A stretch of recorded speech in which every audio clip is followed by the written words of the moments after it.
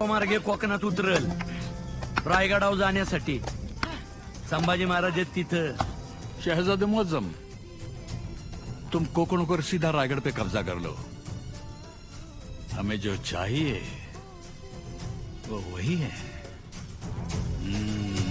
आता 4-5 वर्ष तरी तुम्ही घरदारीच राहत. आपल्या सगळ्यांचं बिऱ्हाड घोड्याच्या पाठीवरतीच. स्वराज्यावर पाठवलेले हे तिन्ही भुजांग त्यांचा फणा चेचूनच परत त्या औरंग्याकडे पाठवायचे.